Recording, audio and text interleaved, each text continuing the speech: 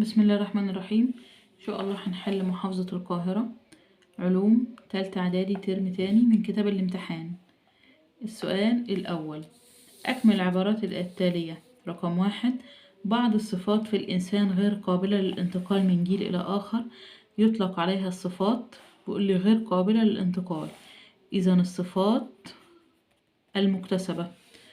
طيب رقم 2، القوة الدفعة الكهربية لعدة أعمدة متماثلة متصلة على نقط تساوي القوة الدفعة الكهربية لعمود واحد. بيقول لي تساوي القوة الدفعة الكهربية لعمود واحد، إذا متصلين على التوازي.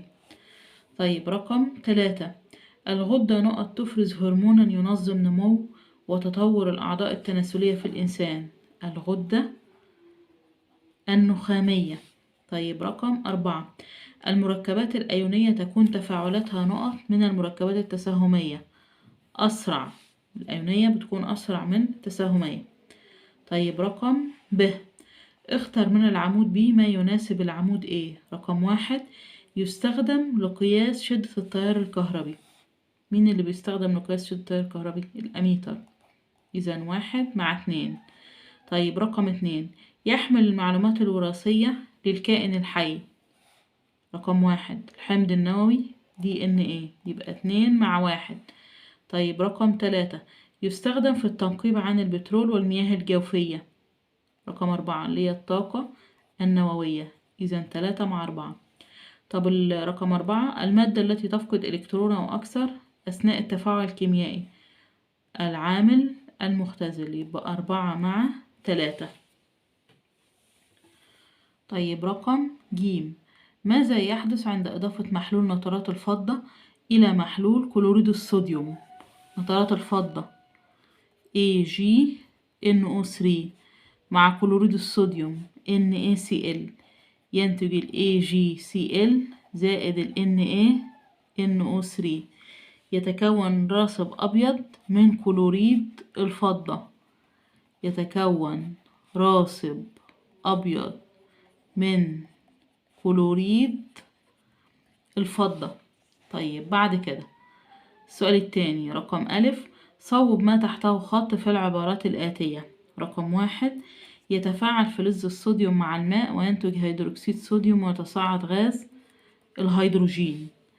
طيب رقم 2، القوة الدفعة الكهربية المتصلة أعمدتها على التوالي تساوي حاصل ضرب القوة الدفعة الكهربية للأعمدة المكونة من البطارية، تساوي مجموع قوة الدفعة الكهربية للأعمدة مكونة من البطارية.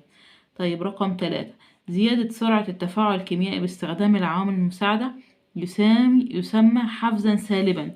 بيقول لي زيادة السرعة، إذا حفزا موجبا.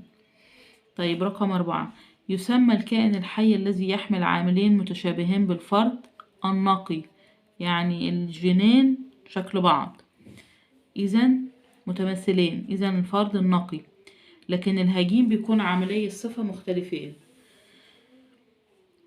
طيب رقم ب، استخرج الكلمة أو العبارة غير المناسبة فيما يلي: الراديوم، اليورانيوم، المغنيسيوم، السيزيوم. مين المختلف؟ المغنيسيوم، والباقي عناصر مشعة. طيب رقم 2، حجم النواتج، تركيز المتفاعلات، درجة الحرارة، العوامل الحفازة. مين المختلف؟ حجم النواتج، والباقي من العوامل اللي بتأثر على سرعة التفاعل الكيميائي.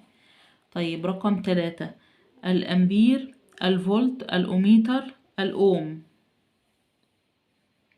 مين المختلف؟ الأمبير ده وحدة، والفولت وحدة، والأوميتر ده جهاز، والأوم ده وحدة. طيب رقم 4، البوتاسيوم، الذهب، الصوديوم، الكالسيوم. مين المختلف؟ الذهب ما بيحلش محل هيدروجين الحمض أو هيدروجين الماء، لكن بقية العناصر بتحل محل هيدروجين الحمض وهيدروجين الماء. طيب رقم ج، وضح على أسس وراثية صفات الجيل الناتج من تزاوج فردين كلاهما ذو شعر مجعد هجين، علما بأن يرمز لجين الشعر المجعد بالرمز بكابيتال، إذا صفة سائدة.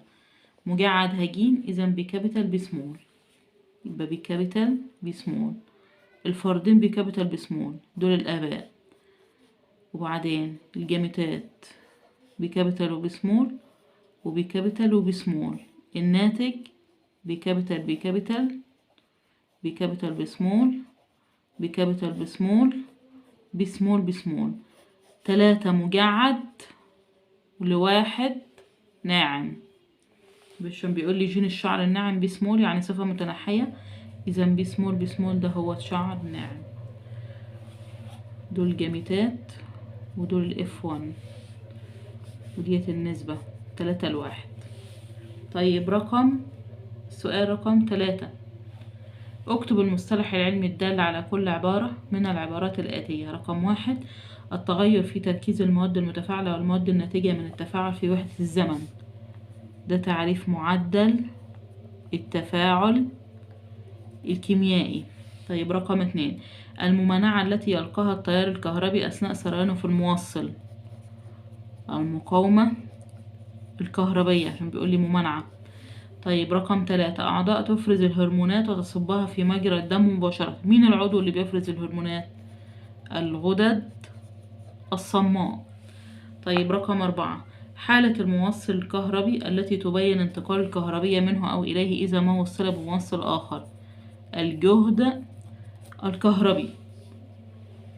طيب بعد كده رقم ب إلى من تنسب الأعمال التالية؟ مؤسس علم الوراثة جريجور مندل. طب توصل إلى العلاقة بين شدة التيار وفرق الجهد. العالم أوم. طيب رقم 3 اكتشف ظاهرة النشاط الإشعاعي هنري بيكوريل. طب اكتشف تحكم الجين في إظهار الصفة الوراثية بيدل وتاتوم. طيب رقم ج إذا كان مقدار الشغل المبذول لنقل شحنة كهربية مقدارها 200 كولوم بين نقطتين يساوي 22,000 جول، احسب فرق الجهد بين النقطتين. عاوز ج بتساوي شغ على كاف. الشغل 22,000 والكمية الكهربية 200 هتساوي 110 فولت. السؤال اللي بعد كده سؤال رقم 4. رقم أ اختر الإجابة الصحيحة مما بين الإجابات المعطاة. رقم 1 أي العلاقات البيانية التالية يوضح العلاقة بين سرعة التفاعل الكيميائي ودرجة الحرارة.